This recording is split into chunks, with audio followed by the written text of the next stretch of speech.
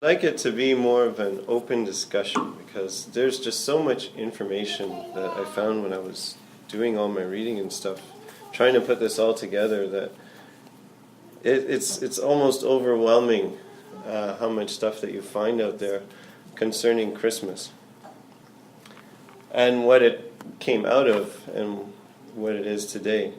So first, I want everybody to know that I'm not here to point the finger at anybody, okay? And the purpose is not to judge anyone. And I don't want, my purpose isn't up here to spoil anybody's holiday, okay? As if anybody who does still celebrate it, what my purpose here today is just to make you aware of what this came out of, what it was, and how it came to be what it is today. And feel free, if anybody does have something to say about it, to interrupt me at any point in time, okay? And the reason why I say I'm not here to judge, because just like I said a couple of weeks ago in Romans 14:4, it says, "Who are you to judge another man's servant? To his own master he stands or fall. And indeed he will be able to stand, for God is able to make him stand." And Yeshua himself says, you judge according to the flesh, but I judge no one. So our purpose here is to be like who? Yeshua. And it's not my place to say what's in a person's heart, because God doesn't look at the outside like we do. He looks at the heart of an individual. The other thing is that all of us are guilty of sin, right? As it says in Romans, we've all sinned and fallen short of the glory of God. And it's only by the grace of Yeshua that we are saved here today, because everyone is guilty of me, you, all of us have done something wrong in our life. And it's only by the grace of God that we're saved through our faith in Yeshua. And that same faith is what saves our brothers and sisters all over the world who are in the church today. So as we depend on it, they're depending on it too, and that's what makes us righteous before God. So having that said, I'm going to continue on to see, where did Christmas originate from and how did it begin? And in order to find that out, we have to study a few things. We have to know a little bit of astrology and astronomy. Now, people don't realize that there's a distinguishment between those two things. One is a study of just the stars and outer space and magnetospheres and all that kind of stuff. The other is a study of the star formations and the zodiac and all of that sort of stuff inside of there. And there's a mixture of the two involved in this, in the origins of Christmas. Because when you look it all up, it's all pagan in origin. And the church knew that, of course, in the early days when they adopted Christmas as a festival. So to begin, I want to talk about this constellation you see up here on the screen called the Southern Cross. Now, I've rotated the image 90 degrees just to make it a little bit easier to follow along. And I forgot my laser pen. But we have 4 stars here that form a cross. And the first one at the top is called the Gamma Crucis. The bottom one is called the Alpha Crucis, which is a binary star. And then we have that blue-colored star on the left, far left there, and which is called the Beta Crucis. And then you have the right, which is the Delta Crucis. And in between them, you see the Epsilon Crucis. And that's how you kind of know how to orient the star formation there. Now, just to give you an idea of how far these stars are away from us, the Alpha Crucis is 320 light years away from our planet. And if you don't know what a light year is 10 trillion kilometers, or 6 trillion miles. It's the distance, a light year is the distance that light can travel in a Julian year. 365 days. What am I? Yeah. 0.25 if you want to be exact. Now, that star could have gone supernova 200 years ago, and we still wouldn't know for another 120 years. That's how long it takes the light to shine from that star to our eyes out here on Earth. And the other star is even farther. It's the Beta Crucis is 580 light years away from us. So I want us to kind of get an idea of how massive the universe that we're talking about is. And this is just a star in a galaxy that's not too far away, relatively not far away. And the religious significance of this star is what happened is the sun, at a certain time of year, it continues, or during the course of the year, continues to move towards the south. And when it reaches its most southern point and its lowest point in the sky when it rises, it sits superimposed right here on the Southern Cross. It stays there from the solstice, which occurs on the night of the 21st to the 22nd. This is the longest night of the year.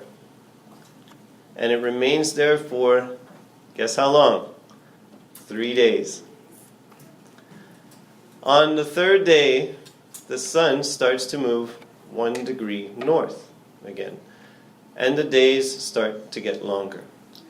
Now, in those times, they used the sundial. On the sundial, the sun appears to stay still for those 3 days. The dial doesn't move. Until the 25th, when it starts to move north again. And the sun is said to be rising again. Now, this star formation at present can't be seen on our northern hemisphere. It can only be seen from the southern hemisphere.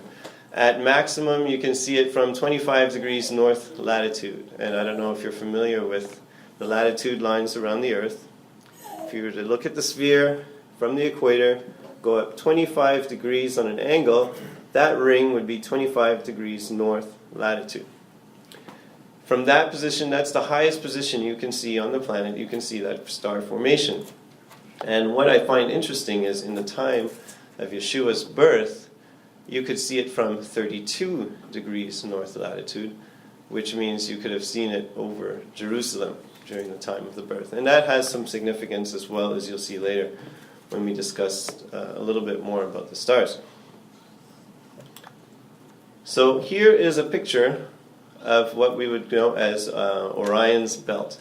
And that is these 3 stars here, which are called the 3 kings. And as you know, in every Christmas song, we 3 kings, blah, blah, blah, blah, blah. Right? The Bible doesn't say how many magi came to visit Yeshua. But because of this star formation here, known as the 3 kings, every song has we 3 kings. We see that they brought him gold, frankincense, and myrrh. So we make the assumption that it was 3 guys who traveled through the desert all the way till they found Yeshua and presented him with these gifts. And that's very ludicrous. First, it doesn't say how many people came. 1. 2, if they were kings, they wouldn't be traveling alone, especially carrying all that gold, frankincense, and myrrh. Because that was expensive stuff. 3, Herod wouldn't have been alarmed by 3 guys traveling through the desert. Herod, he kind of flipped his lid when these guys appeared on the scene. And why was that? They didn't appear by themselves. They came with a whole army. These are kings, right? Kings don't travel on their own. They travel with a lot of protection. It was infamous traveling through the desert to come upon what? Robbers, right? Now, in order to defend themselves from those kind of people, they would have to have an arsenal with them.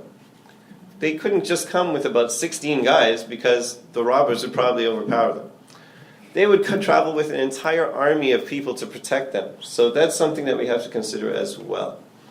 Now we see this other star here, the star in the east known as Sirius, which they believe was the star that they said they saw his sign in the east. They saw his star in the east. They believe that was the star that they saw that represented Yeshua's birth. And at a certain time of years, those 3 stars line up and they point towards where the sun will rise when it's at that southern point as well, over the Southern Cross at that time of year.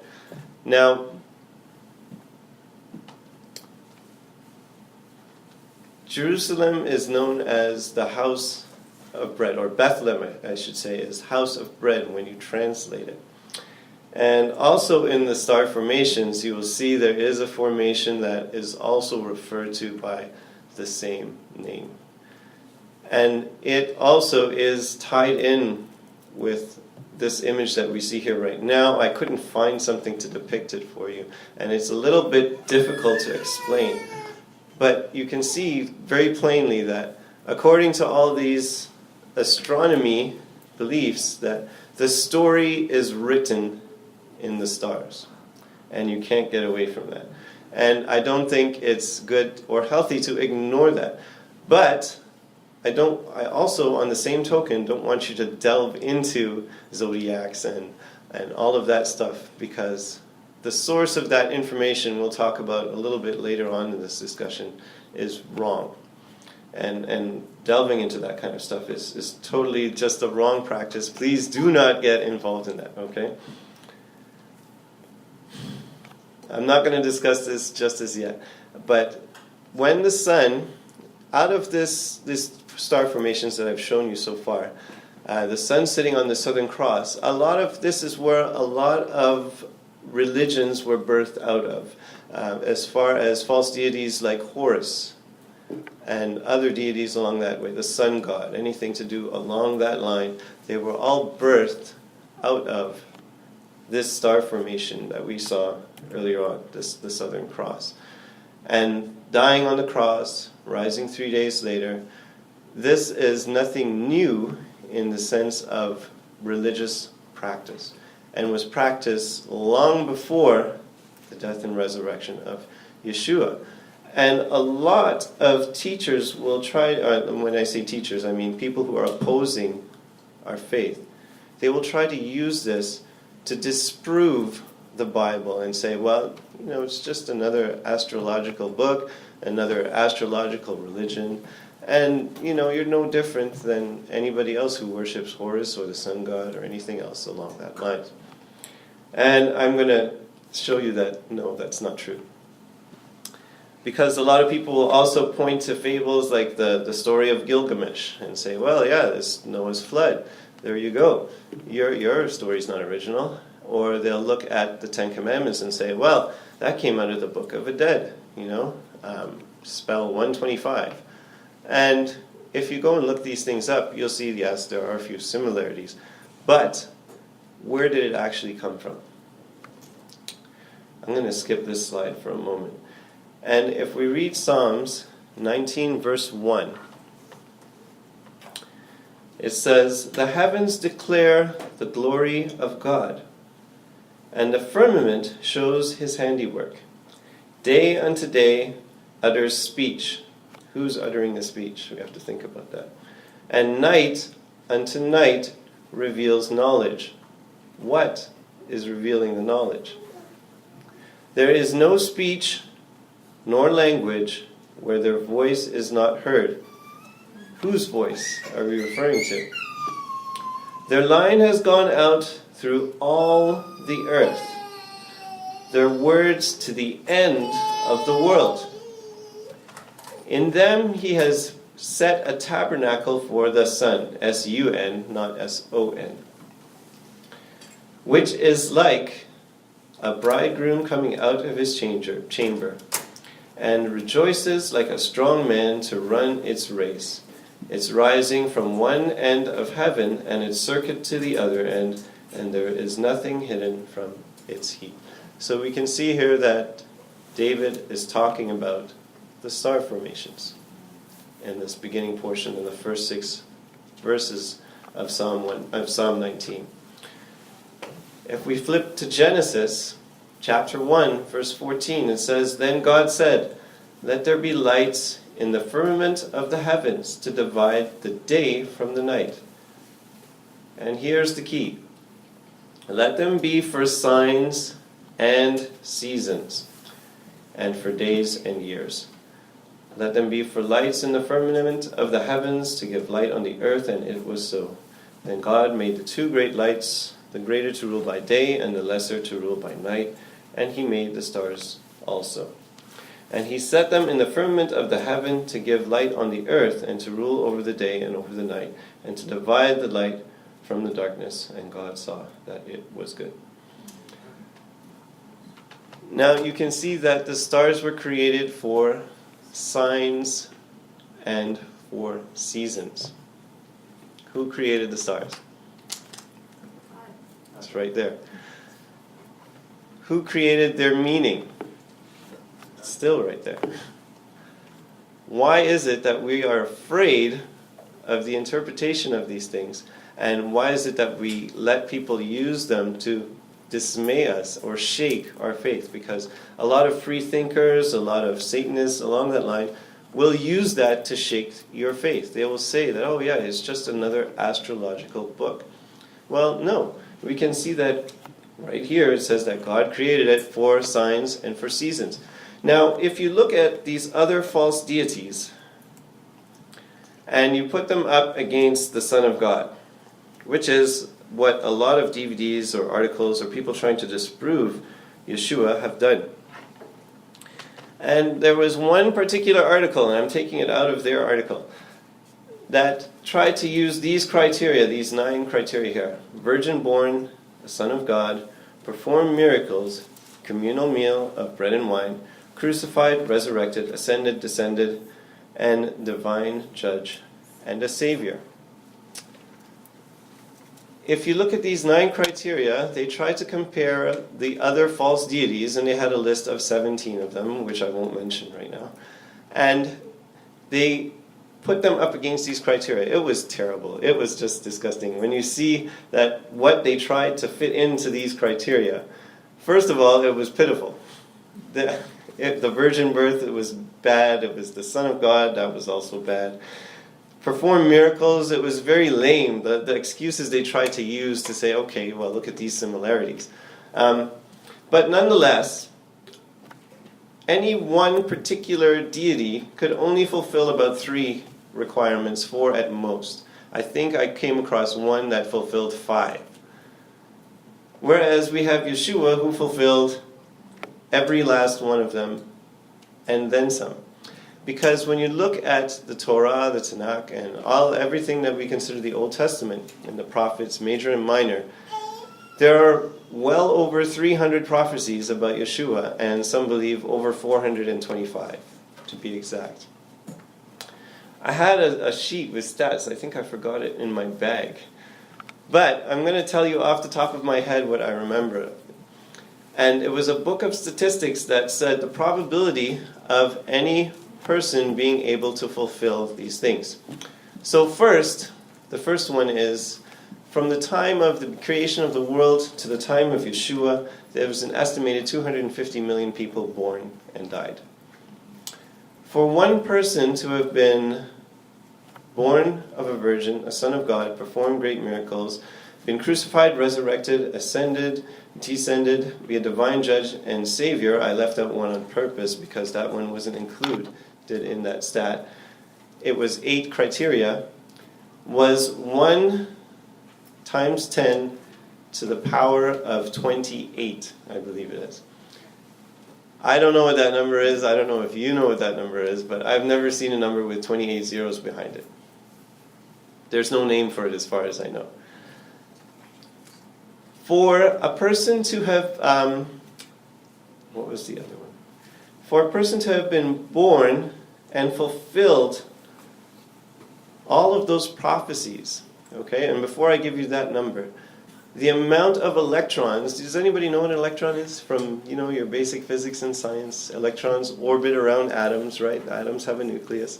And they tell you that electrons are only on the outside in grade 10, 11. Well, that's a lie. They're really on the inside of the nucleus as well, but they have a different name. And when you go, the amount of electrons in the entire universe is 1 times 10 to the power of 79.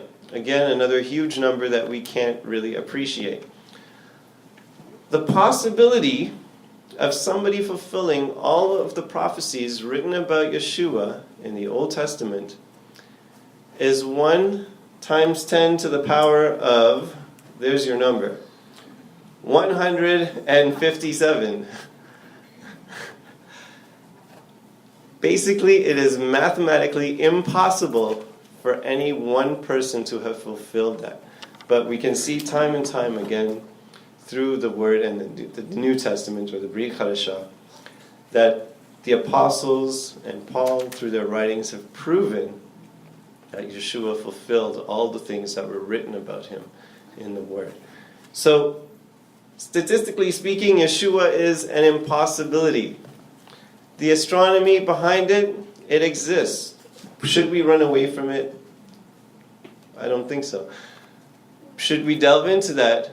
Definitely not. Okay? And this is my reasoning. And this is why I'm telling you this. At the time when Saul, I'm going to tell you just a quick little story that everybody already knows, was rejected by Samuel, Saul had no prophet of the Lord to inquire of. So what did he do? He went to the witch of Endor. And yes, he got an answer from her. I'm not quite sure it was the answer he wanted. But he did get an answer that was prophesied to him of what would happen.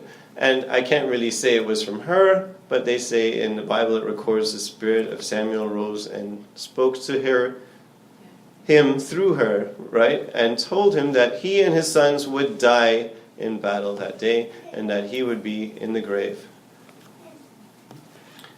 What was the source of Saul's information? Can we all conclude that what Saul did was wrong? Did Saul get a truthful answer? Yes, he did. In the eyes of God, would Saul have been commended for what he did to get his answer? Definitely not. And in the same way, what is the source of this information? Where did we get the knowledge of the zodiac or of horoscopes or anything along that line? Should you delve into that? No. Would God be proud of where your source of information is coming from? We are supposed to have faith and depend on who? God. Is it our purpose or our is it? He didn't put it within our ability to know the future. And if he does, he chooses somebody, he reveals it to them like he did to the prophets. Like Ezekiel, Isaiah, Jeremiah, John in the New Testament, the minor prophets, Daniel, and so on and so forth. Daniel was able to predict 1,500 years worth of battles that you can go through history and actually follow one after the other just as he said it. And I've done it. I spent 6 hours doing it and I was amazed. We'll be doing it later. Sorry? We'll be doing it later too. Oh, okay, that's great. It's amazing. You'll be shocked if you actually sit down and do it. Let me just unplug this now.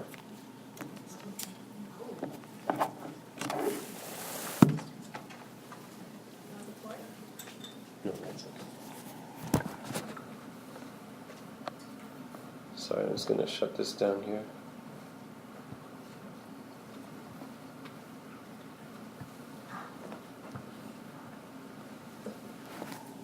But I have to say that out of my searching, all the things centered around Christmas, such as the Christmas tree. What was the Christmas tree? It was a symbol of Nimrod resurrected in Tammuz. Apparently there's a stump of a tree that represented Nimrod's destruction and death. It was cut off at the stump. But they say in legend that a tree grew up out of the stump. And guess what kind of tree it was? A pine tree. An evergreen. And it was referred to as Tammuz. Now, they consider Tammuz to be the resurrection of Nimrod.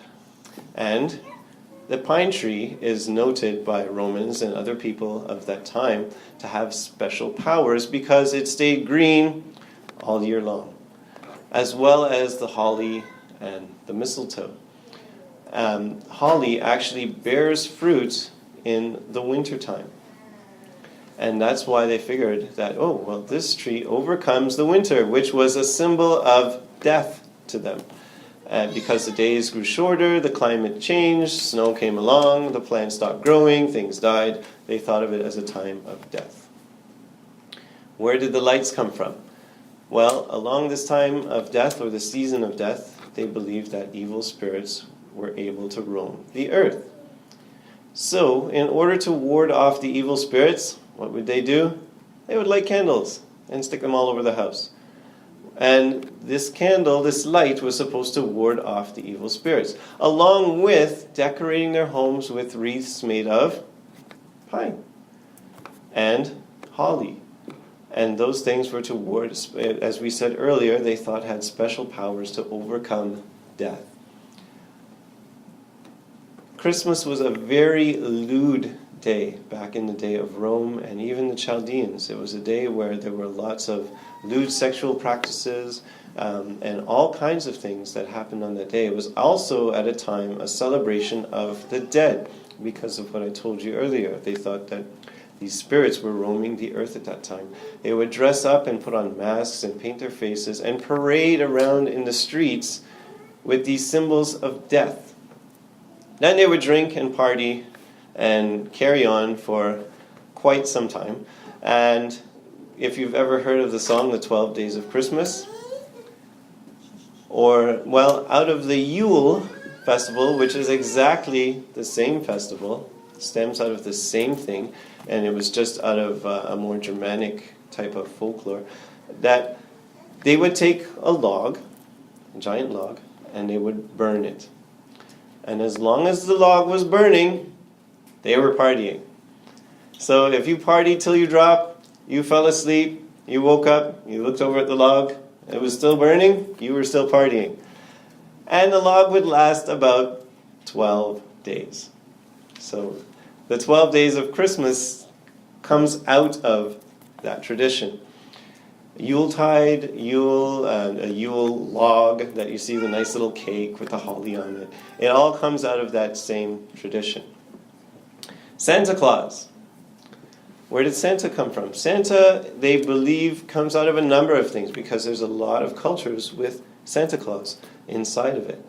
And Santa Claus, at one point, or let's say out of Germanic folklore, was Odin, they believed. And I don't know if anybody knows anything about Odin. And there's one story of Odin flying around, grabbing little naughty children and stuffing them in his bag and flying away with them. Out to where? The north. Eventually, Odin became a little more tame, and his name changed over time. And in different cultures, they all had their little figure of Santa Claus. And basically, they were all the same, the long beard. He wasn't a very tall guy at that point in time. But it became Christianized again by the church. They adopted this fable and tried to Christianize it and replace him with Saint Nicholas. And that's where he became known as Saint Nick. Now, Saint Nicholas was a real person. He apparently was a good man. He was a bishop in the church, and he loved children. And he actually gave gifts to the poor. And there's a story that goes that he tried to save 3 girls from prostitution. They were poor. Their parents couldn't afford a dowry. One girl was going to work in a brothel to be able to get a dowry for the other 2. In order to save her from that life, he dropped a bag of gold through the window in the wee hours of the morning and disappeared. Repeated the same thing the next night for the second girl. Came back the third night, and while he was doing so, was discovered by their father, who wanted to know, where is this gold coming from? He begged him to keep it a secret. The father did not. And then he became known worldwide for doing these good deeds and giving gifts. Now, when he dropped the gift through the window, they say it fell into a stocking or a shoe. And that's where you get your little stocking stuffers and things like that from. Now, there's only one thing I found associated with Christmas that was not pagan. And and I forgot it over there. And Trisha can hold it up for me. There it is. That is the only non-pagan symbol associated with Christmas. The candy cane. That's it, yes, the candy cane.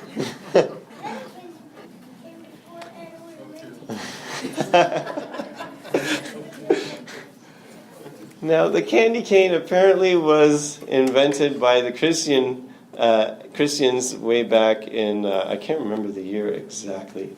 But basically, a bishop wanted some sort of method to keep the children quiet during the service because they were too noisy. He asked somebody to come up with something, and this was the result. This little candy cane that they could eat during the service, so they'd be busy chomping on candy instead of talking and making noise during the service. That's probably the only safe symbol in the whole lot of Christmas that is acceptable in a sense of not being or having pagan roots.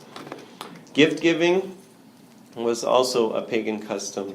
Do you have a question or a statement? No, I was just going to add something that, Yep. you know, the kids always see that mushroom with the dots on it. Okay. Okay, that's actual magic mushrooms that supposedly the reindeer eat to make them fly. See, I didn't know that. Reindeers are eating magic mushrooms. Yeah, it's just like people in the 60s or what is the 70s, right? They were flying too when they were eating magic mushrooms. But that's how those mushrooms came about. I didn't know that. The real mushrooms, the myth is the pagan that the reindeer ate them. The reindeer eat magic mushrooms. Okay.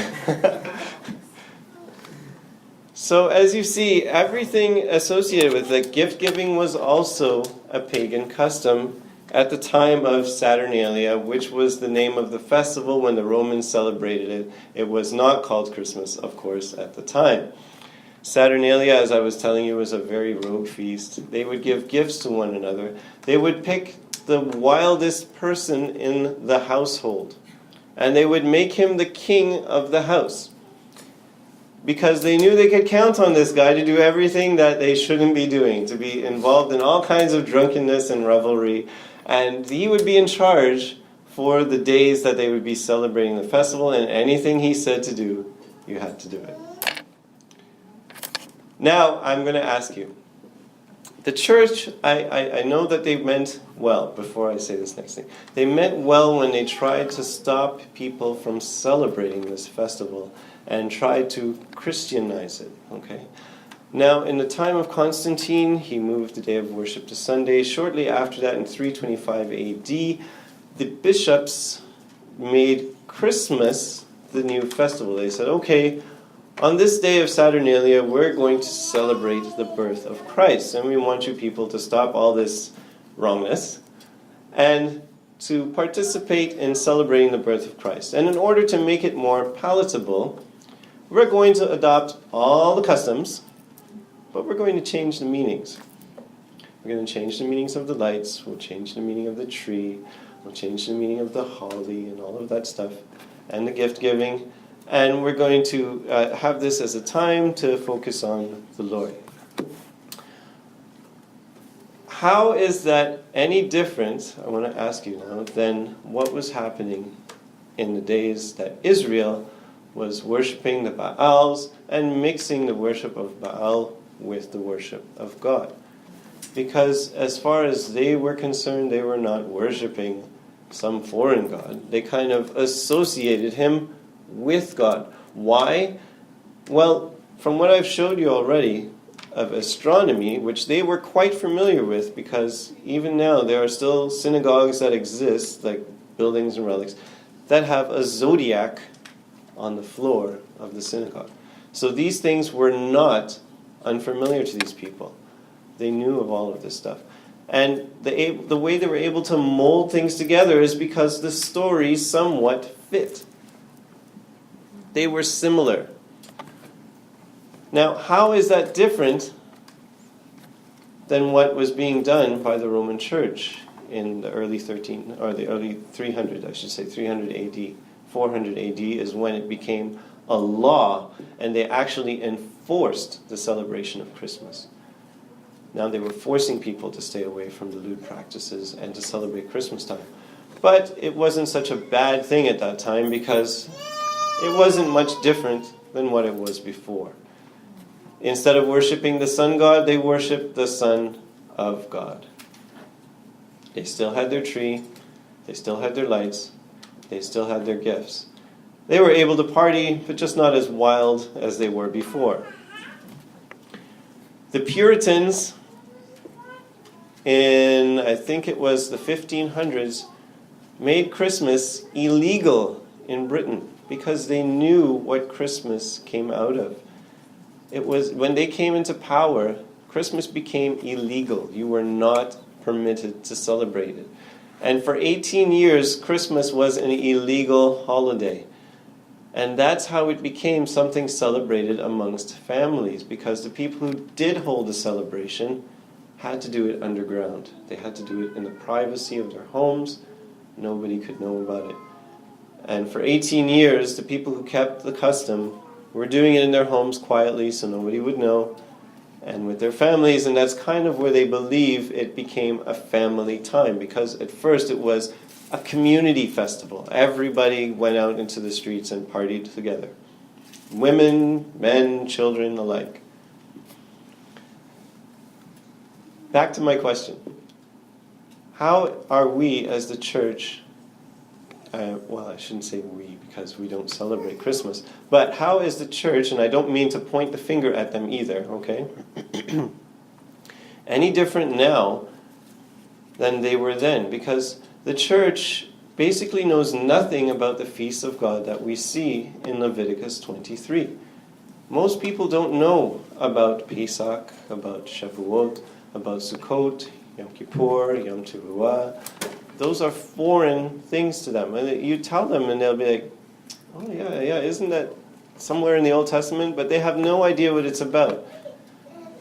But they know everything about Christmas, New Year's, and Easter, all of which are pagan festivals and customs that were adopted by the church and continue to be celebrated today. And if you try to tell somebody about that now, it's almost like Charlie Brown. You remember Charlie Brown when the adults talked? All you'd hear was wah, wah, wah, wah, wah, wah, wah, and that was it, right? It's just like Charlie Brown in those days, because that's all they hear. They don't understand a thing you're talking to them about, and they don't want to hear it either. They just block you out completely, most of them. And they say, well, yeah, but can't we redeem these things? Well, you can't redeem something that was never yours to begin with. And what does God say in Deuteronomy chapter 12, verse 4 and verse 32, and in Jeremiah 10, verse 2, we read those verses not too long ago. It says, do not worship me the way they worship their gods. God isn't interested in our traditions. It says, in vain do they worship me. In the New Testament, Yeshua says, teaching for doctrine the commandments of men. You know, they honor me with their lips, but their heart is far from me. People go on with the tradition of Christmas and New Year's and Easter. They honor God with their lips, but they will have nothing to do with the feasts that God set out for us, which were Shabbat, Pesach, Sukkot. You know, where is the disconnect? What happened? Why is it today we can't see or have a love enough for God to be able to maintain the things that He has asked us to, rather than maintaining the things that we hold as tradition and feel good about? So I just want to remind you, whatever you choose to do, or whatever anybody chooses to do, is up to you. But I want to remind you that these things came out of a pagan system, a pagan practice. God doesn't want us to mix His truth with a lie. And just like David, when he went into Uriah's wife, Nathan, when he came to him to condemn him, said, you have given the enemies of God a reason to blaspheme. In other words, you know, David, you are known as God's servant. You're known as a man of God throughout Jerusalem and beyond, to all the pagan nations that know of you. How could you do something like this? Now they're going to speak poorly of your God and who you are and what you represent. And how are we as believers any different when we go out and we celebrate the pagan festivals? And don't think the world does not know this. There was a court case in 1990, and I forget what state it was. I think it was Illinois. I'm not 100% sure on that. where Christmas was taken out of the schools and forbidden. They said you cannot have the nativity scene because it is a Christian festival. The school said this. The parents, enraged, these are Christian parents, okay, went to court and took the school to court. The court ruled, and listen to this carefully, that Christmas is a festival embraced by the entire world and celebrated by believers and non-believers alike. The birthday of Buddha is when? Christmas Day. The celebration of the sun god is when? Christmas Day. The celebration of Mithra and many other idols or pagan gods is on Christmas Day. The court took that into consideration and said, Christmas is not a Christian holiday, and therefore the nativity scene can remain in the schools. Whereas they ruled prayer is a focus on God and directed to God and is a Christian practice, so it is not permitted in the schools. And they removed prayer from the school instead and put back the nativity scene. And shortly after that, prayer was removed from schools pretty much nationwide within Canada and the United States. I don't know if you're familiar with that. I was in school at the time. Shortly after that, about 1993, prayer was taken out of our school as well. It was observed as a time of silence, and now I don't even think they have that anymore. I think it's just totally ignored now. It's just totally faded away. But that goes to show you that they said Christmas is practiced across the world. And Rivka said something very interesting last night. When you see the whole world embracing something, you know that something's wrong. If you see the world embracing something, stay away from it, because it's not of God. It's said to be a friend of the world is to be an enemy of God. So are we enemies of God or are we friends of God? I want to be counted as a friend of God. And I want to love God enough to be able to put away the traditions and to take up His word and to hold that dear to me rather than the things of man. Shabbat Shalom.